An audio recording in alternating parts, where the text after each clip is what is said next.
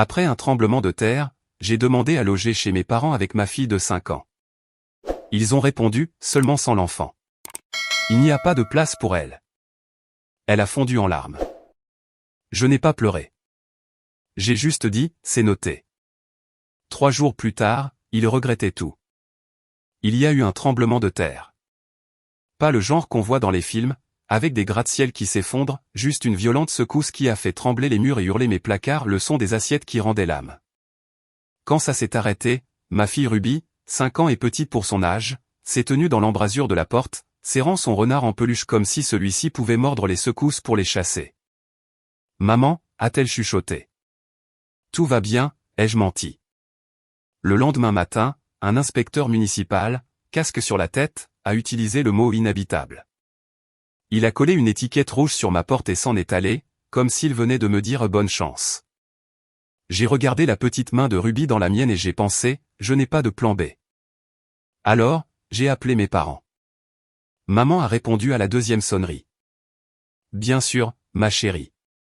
Tu peux venir, a-t-elle dit d'une voix chaleureuse, rapide, comme si cela ne lui coûtait rien. J'aurais pu pleurer de soulagement. À l'époque, je n'ai pas demandé ce qu'elle voulait dire. Je n'ai pas vérifié si le « tu peux venir » incluait ma fille de 5 ans. Je ne pensais pas en avoir besoin. Après tout, qui appelle sa mère pour confirmer qu'elle a le droit d'amener sa propre fille? Mes parents habitaient à 5 heures de route, dans la même maison où j'avais grandi. Avec eux vivait ma sœur aînée Brittany, son petit ami Sean, et les 3 enfants de Brittany, issus de son premier mariage.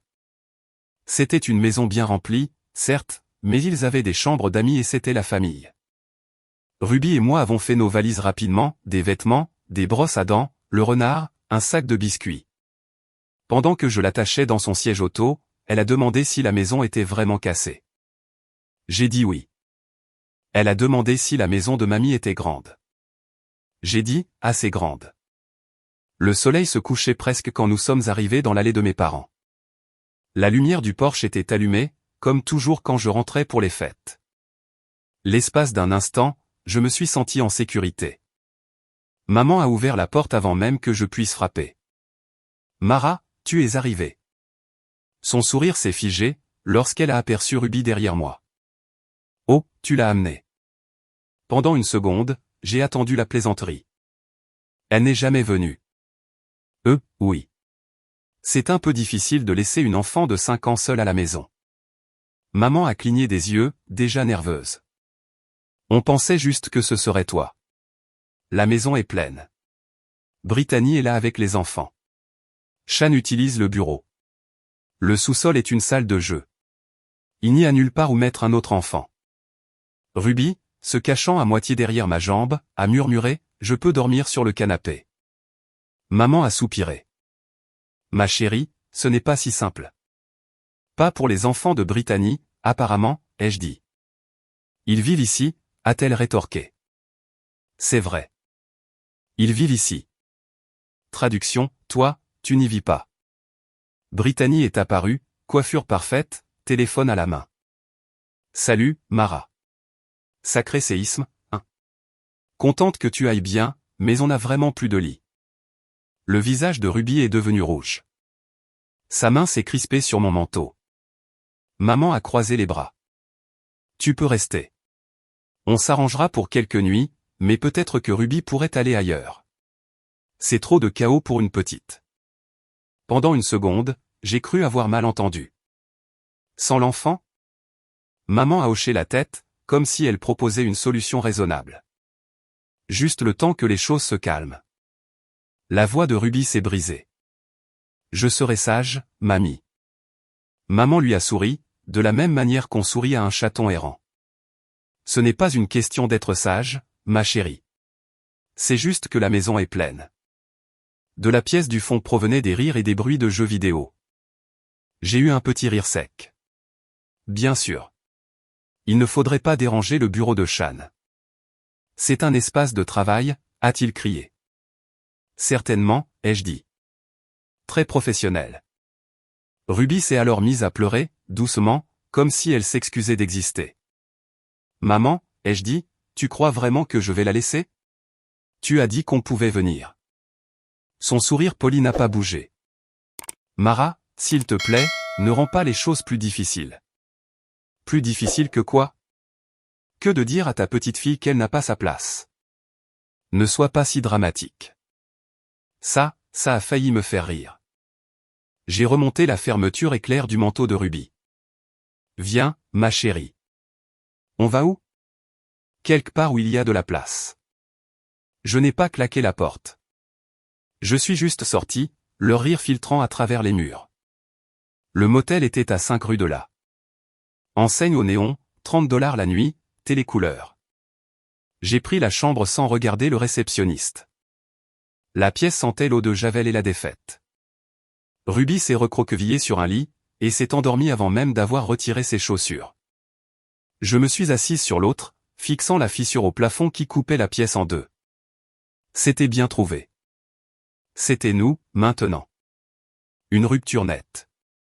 Vers 3 heures du matin, Ruby a marmonné, on rentre bientôt à la maison. Bientôt, ai-je répondu. Je suis resté éveillé à écouter les camions sur l'autoroute. Chaque grondement me rappelait que la terre, elle, avait fini de trembler. Elle a pleuré, moi non. J'ai simplement répondu, c'est noté. 3 jours plus tard, il regrettait tout. J'ai toujours cru avoir grandi dans une famille ordinaire. Vous savez, la pelouse, le chien, les pulls assortis à Noël et tout le cliché de la publicité américaine. Mais si vous avez déjà été l'enfant en trop dans votre propre maison, vous savez ce que je veux dire quand je dis qu'il y a toujours un favori, et que ce n'est jamais vous. Pour nous, cette favorite était Brittany.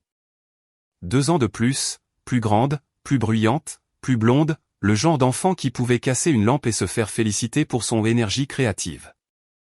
Une fois, j'ai été puni pour avoir respiré trop près de son projet de science.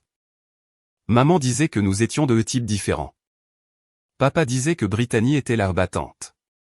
Apparemment, j'étais l'autre type. J'ai appris très tôt à me faire petite. Ma chambre était techniquement une buanderie reconvertie. La mienne, parce que je n'avais pas besoin d'autant d'espace. Les trophées de Brittany trônaient dans le couloir. Ses amis traversaient ma chambre pour aller dans le jardin. J'ai commencé à dormir avec des écouteurs, juste pour faire semblant que l'intimité existait. Le truc, c'est que si vous vivez assez longtemps comme le second choix de quelqu'un, cela devient votre langue maternelle. Vous commencez à tout traduire par ne fais pas de vagues. Alors, quand j'ai eu 17 ans et obtenu une bourse complète à 5 heures de route, j'ai fait mes valises sans verser une seule larme. Je me souviens de maman me serrant dans ses bras à la porte et chuchotant « Nous sommes fiers de toi ». Elle l'a dit comme si c'était des excuses. L'université fut le premier endroit calme où j'ai jamais vécu. Pas de Brittany, pas de trophée, personne ne faisant irruption pour me demander si j'avais vu son mascara. J'ai étudié le travail social. C'était peut-être une ironie cosmique, choisir une carrière pour réparer le genre de famille qui vous brise, mais ça me correspondait. J'aimais les systèmes, la logique, les résultats. J'aimais aider les gens qui voulaient vraiment de l'aide. Quand j'ai été diplômé, mes parents ont envoyé une carte. Avec tout notre amour, maman et papa. Pas de cadeau, pas de visite. Le mariage de Brittany, le même été, a coûté plus cher que toutes mes études. Je le sais, parce que maman m'a envoyé par erreur le mauvais SMS, celui destiné à Brittany, à propos des centres de table floraux à $400 pièce. J'ai ri. Puis j'ai pleuré. Puis j'ai ri à nouveau. 10 ans plus tard, j'avais 32 ans, j'étais célibataire, surmené, mais je m'en sortais. J'avais une petite maison, un salaire stable et un scepticisme sain envers les gens qui disent que la famille, c'est tout. C'est là que j'ai rencontré Ruby. On m'avait assigné le cas de sa mère, une femme nommée Trina, la vingtaine, 2 condamnations pour conduite en état d'ivresse, vivant au jour le jour. Ruby avait 2 ans, tout en bouclé avec des yeux sérieux. Elle s'est accrochée à moi la première fois que nous nous sommes vus, les bras serrés autour de mon cou comme une bouée de sauvetage. Trina avait levé les yeux au ciel. Elle aime tout le monde. Ce n'était pas vrai. Ruby n'aimait pas tout le monde. Elle aimait les voix douces. Elle aimait la routine. Elle aimait quand j'apportais des crayons de couleur. Pendant des mois, je suis venu 2 fois par semaine, j'ai coché des cases, écrit des notes, rempli des rapports. Mais chaque fois que je partais, Ruby se tenait à la porte, tenant son ridicule gobelet violet, et regardant ma voiture jusqu'à ce que je tourne au coin de la rue. Puis, une semaine, Trina n'a pas ouvert la porte. Ni la suivante, ni jamais plus. Elle a disparu, a quitté l'État, peut-être le pays. Les travailleurs sociaux disaient, elle refera surface un jour. Ruby a été placée en foyer d'urgence. Je n'arrivais plus à dormir. Je revoyais sans cesse ce petit visage collé à la fenêtre. Alors, j'ai fait ce que les travailleurs sociaux ne sont pas censés faire. Je me suis porté volontaire pour l'accueillir temporairement. Paperasse, vérification d'antécédents, formulaire sans fin. Mais en un mois, elle dormait dans ma chambre d'amis. La première nuit, elle s'est réveillée en pleurant. Je me suis assise par terre, à côté de son lit, jusqu'à ce qu'elle se rendorme. Quand je me suis enfin relevé, mes jambes étaient engourdies, mais pas mon cœur. 3 mois plus tard, elle m'a appelé maman par accident. Je ne l'ai pas corrigée. Quand l'adoption est devenue officielle, le juge a souri. Félicitations, a-t-il dit, comme s'il me remettait un prix. Mais je n'avais pas l'impression d'avoir gagné. J'avais l'impression que l'équilibre du monde venait enfin d'être rétabli. J'ai appelé mes parents ce soir-là, en espérant, peut-être bêtement, un peu d'enthousiasme. Maman a dit, oh, waouh. C'est inattendu. Papa a dit, tu es sûr de toi? Élever seul l'enfant d'un autre? Brittany a envoyé un SMS, c'est trop mignon, avec 3 émojis cœur. Ce fut toute la célébration familiale. Pourtant, je suis descendu cet été-là pour présenter Ruby correctement. Je voulais qu'elle ait des grands-parents, des cousins, des rires, les choses normales. Ruby avait 4 ans, elle était timide mais curieuse. Elle avait apporté des dessins pour tout le monde. Les enfants de Brittany l'ont ignoré. Maman a accepté le portrait au crayon avec un sourire crispé et a dit, c'est coloré. Au dîner, papa a demandé si Ruby savait qu'elle était adoptée. J'ai répondu, pas encore. Elle est trop jeune. Maman a ajouté, peut-être devrais-tu lui dire tôt. Comme ça, elle ne pensera pas qu'elle fait vraiment partie de la famille. Je me suis étouffé avec mon eau. Elle n'a même pas scié. Plus tard dans la nuit, je l'ai entendu chuchoter à Brittany dans la cuisine, ce n'est pas pareil. On ne peut pas simplement acheter l'amour. Cette phrase s'est logée dans mes côtes et n'en est jamais ressortie. Pourtant, j'ai continué les visites. Les fêtes, les anniversaires, les chantages affectifs habituels. Je me disais que je le faisais pour Ruby. Elle méritait des grands-parents qui envoient des cartes d'anniversaire et sourient sur les photos. Une fois, Ruby a demandé pourquoi mamie ne la serrait dans ses bras que lorsque les appareils photos étaient sortis. J'ai répondu, mamie est juste timide. J'ai encore menti. Quand Ruby a eu 5 ans, elle a cessé de demander à leur rendre visite. J'aurais dû comprendre le message à ce moment-là. Mais je suis travailleuse sociale. Je crois que les gens peuvent changer. Je n'ai pas dormi la première nuit au motel. La fissure au plafond semblait bouger, et j'attendais une autre secousse non pas de la terre cette fois, mais de moi-même. Au matin, j'avais pris une décision, je ne m'en dirai plus jamais d'espace à personne. Ruby était silencieuse pendant le trajet. Chaque fois que nous passions devant une station-service, elle demandait si nous étions bientôt de retour à la maison. Je n'ai pas eu le cœur de lui dire que nous n'en avions plus. J'ai appelé Simone, une collègue et sainte à temps partiel, pendant que Ruby dormait à l'arrière. Elle a écouté, horrifiée, puis a dit, Mara, ne prends rien d'autre. Viens directement ici. J'ai une chambre d'amis. Olivia adorera avoir une autre enfant à la maison. C'était Simone, l'empathie incarnée. 5 heures plus tard, Ruby et moi étions à sa porte. Sa maison sentait le café et la vie normale. Olivia, sa fille de 8 ans, nous a accueillis pieds nus et souriante. Salut, tu veux voir ma chambre? Ruby a hoché la tête, et voilà, elle a disparu dans un havre de paix. Simone m'a mis une tasse dans les mains. Reste aussi longtemps que tu en as besoin. Je n'ai réalisé qu'à ce moment-là, depuis combien de temps j'attendais que quelqu'un me dise ces mots exacts. Pour la première fois depuis des jours, Ruby a dormi toute la nuit. Moi non. Mon corps était calme, mais mon cerveau tournait à plein régime. Je savais déjà que je possédais un tiers de la maison de mes parents, un héritage de mon grand-père, reçu à mes 17 ans. Je ne m'en étais jamais servi, je ne l'avais jamais considéré comme mien. C'était une propriété familiale, sacrée, intouchable. Mais après qu'on m'ait dit que mon enfant ne pouvait pas franchir ce seuil, quelque chose s'est fissuré en moi, et cela n'avait rien à voir avec les failles sismiques. Je me suis assise à la table de la cuisine de Simone le lendemain matin, parcourant des papiers d'assurance, quand l'idée s'est solidifiée. Si je n'ai pas de chambre là-bas, pourquoi est-ce que j'en paie une? Car je versais $200 chaque mois, comme une horloge, pour l'entretien et une petite taxe familiale pour rester dans leur bonne grâce. J'ai ouvert mon application bancaire et j'ai arrêté le virement. Une pression, c'était fait. C'était comme couper une laisse.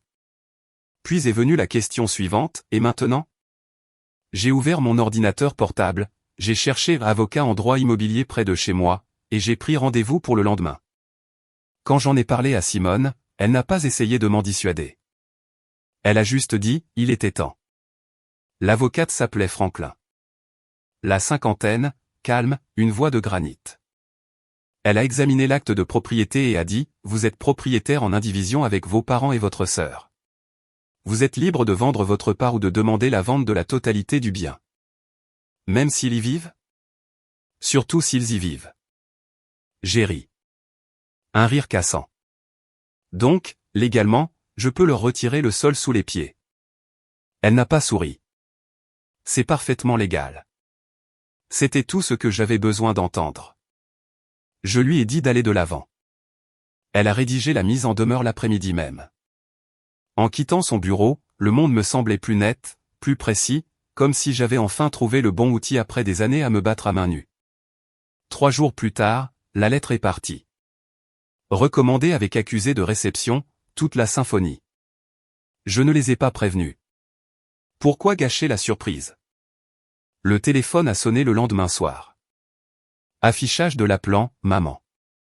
Bien sûr, j'ai répondu. Salut, maman.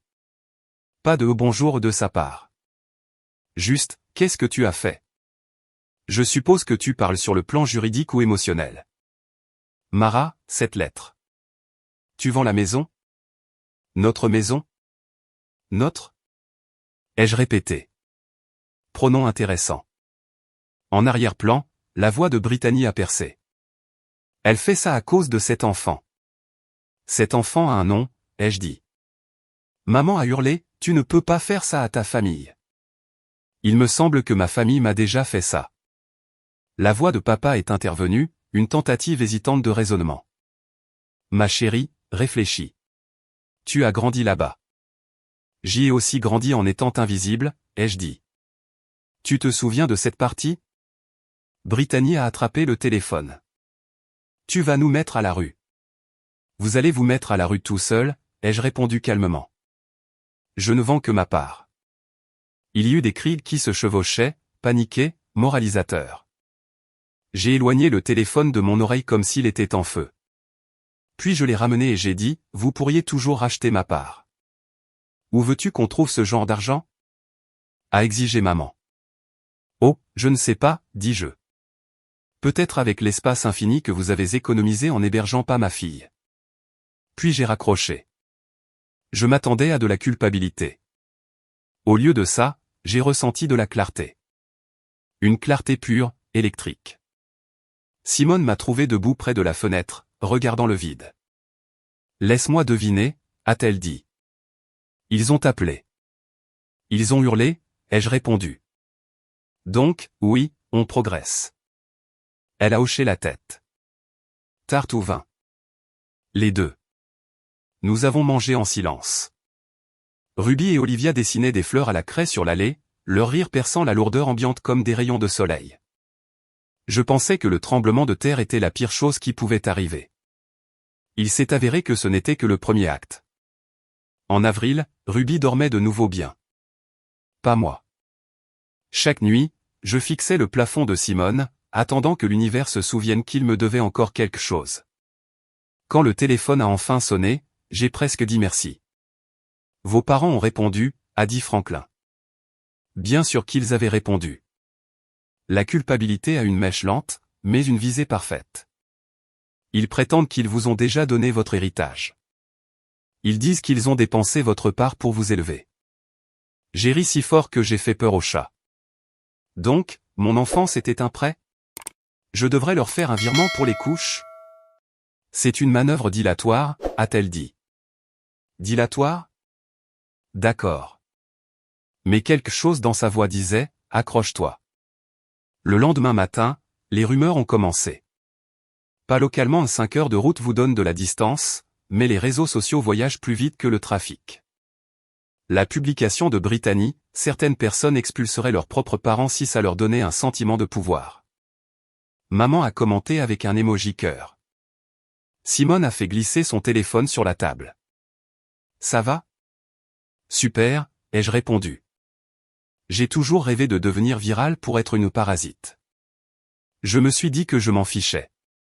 Puis j'ai imaginé Ruby lisant ses publications un jour, et j'ai senti ma gorge se serrer. Le pire, c'était les j'aime. Des dizaines. Les gens adorent un méchant qu'ils peuvent reconnaître des repas de famille. Une semaine plus tard, Franklin a rappelé. J'ai trouvé quelque chose, a-t-elle dit. Vous allez vouloir vous asseoir. Je suis déjà allongé, ai-je répondu. Allez-y. Il y a une hypothèque sur la propriété. Une grosse. Je sais qu'ils ont contracté un prêt il y a des années. Vous l'avez signé. J'ai. Quoi? Elle m'a envoyé le fichier. 3 secondes plus tard, mon email a sonné. 4 signatures, maman, papa, Brittany, moi. Sauf que la partie moi était l'écriture d'une inconnue qui s'appliquait trop, nette, stable, entraînée, comme des lettres d'amour falsifiées pour de l'argent. J'ai rappelé Franklin. Ce n'est pas ma signature. Je m'en doutais, a-t-elle dit. Il va falloir le signaler. Pendant les 48 heures suivantes, j'ai évolué comme un fantôme. J'ai préparé le dîner, aidé Ruby avec ses devoirs, souri à Simone. À l'intérieur, le sol se fissurait de nouveau. Ils ne s'étaient pas contentés de m'utiliser. Ils avaient utilisé mon nom, ma confiance, mon stupide silence. L'audience a été fixée une semaine plus tard. Encore 5 heures de route. 5 heures pour réfléchir à la sonorité de la trahison dans le jargon juridique. Quand nous sommes entrés, maman m'a jeté le regard qu'elle réservait autrefois aux taches sur le tapis. Brittany a croisé les bras, comme si elle posait pour une statue de martyr. Papa fixait le sol. Le juge a parcouru la plainte, a soupiré, et l'a rejetée comme un mauvais scénario. Puis, Franklin a mentionné l'hypothèque. La salle est devenue silencieuse. Le visage de maman s'est vidé de son sang. La bouche de Brittany s'est ouverte. Les articulations de papa sont devenues blanches. Le juge a prononcé le mot faux et usage de faux, et quelque chose s'est détendu en moi. C'est à ce moment-là que j'ai su. Quoi qu'il arrive ensuite, ce n'était plus moi la personne brisée. L'enquête a progressé rapidement. La banque a confirmé, signature fausse, documents falsifiés, tout sentait le désespoir. Remboursement exigé immédiatement. J'aurais dû me sentir vengé.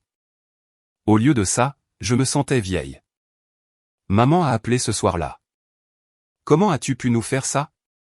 Je suis à peu près sûr de ne pas avoir signé votre hypothèque, ai-je dit. Tu te souviens mal. Je me souviens d'avoir respiré pendant que vous commettiez un crime. La voix de Brittany a éclaté, stridente. Tu vas nous mettre à la rue. Bienvenue au club, ai-je dit, et j'ai raccroché. Les semaines se sont brouillées. Le créancier voulait son argent. Leur avocat implorait la clémence. Facebook continuait de saigner des messages de pitié, une famille détruite par la cupidité. Simone a commencé à me les cacher. Tu n'as pas besoin de ça, disait-elle. Si, ai-je répondu. C'est la preuve. La preuve de quoi? Que même après la vérité, ils choisiront toujours le plus joli mensonge. L'ordonnance de vente est tombée ensuite. Agent désigné par le tribunal. Mise en vente au prix du marché. La maison où j'avais grandi est soudainement devenue un lien sur un site immobilier. Les photos semblaient fausses. La lumière trop propre. Les sols trop brillants. Aucune trace de la fissure dans le mur du couloir, que je suivais du doigt quand j'avais 10 ans. Franklin a appelé le matin de la vente. Les fonds sont débloqués. Après le remboursement de l'hypothèque et les frais, tes parents et ta sœur ne toucheront presque rien. Ton tiers est intact. Je l'ai remercié. Ma voix ne semblait pas être la mienne. Ce soir-là, Ruby et Olivia dessinaient à la craie sur le trottoir. Ruby a levé les yeux et a dit « Maman, c'est fini maintenant ?» « Oui, ai-je dit. C'est fini. » Mais je savais que le pire n'était pas encore arrivé. Ça ne se termine jamais avec l'argent. 1 heure plus tard, mon téléphone a vibré. SMS de maman, on a tout perdu à cause de toi. Pas d'excuses, pas de confusion, juste une accusation. Nette, parfaite, familière. Je l'ai fixée jusqu'à ce que les lettres se brouillent, puis je l'ai supprimée. Simone est sortie avec 2 bières. Tu as l'air de quelqu'un qui a survécu à une tempête. C'est le cas, ai-je répondu. Ils ne savent juste pas qu'ils sont encore dedans. Plus tard, quand la maison ne leur a plus légalement appartenu, je suis resté éveillé à penser à ma signature falsifiée, à la façon dont ils l'avaient pratiquée, à la minutie qu'il faut pour copier quelqu'un qu'on n'a jamais vraiment regardé. C'est ça qui m'empêche de dormir. Pas le crime, la précision. Quelques mois plus tard, je suis à la maison. Les réparations sont enfin terminées.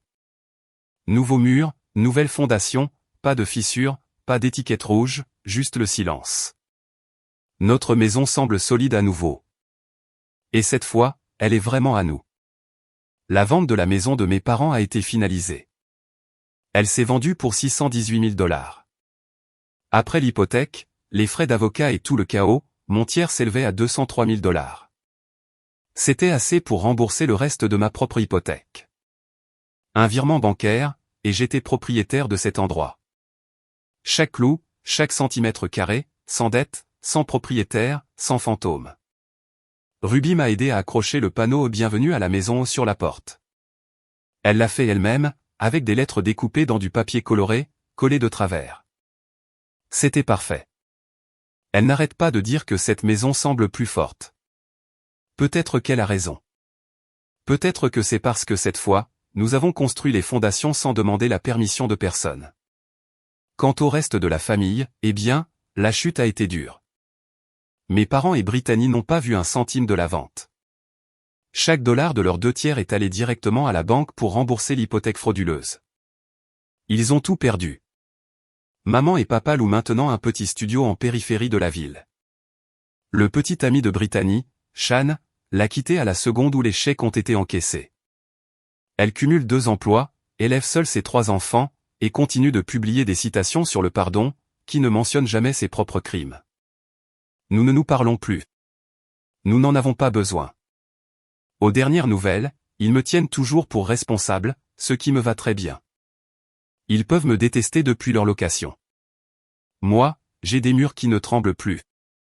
C'est étrange comme la vie devient silencieuse, une fois que le bruit est parti. Ruby passe toujours les week-ends avec Olivia.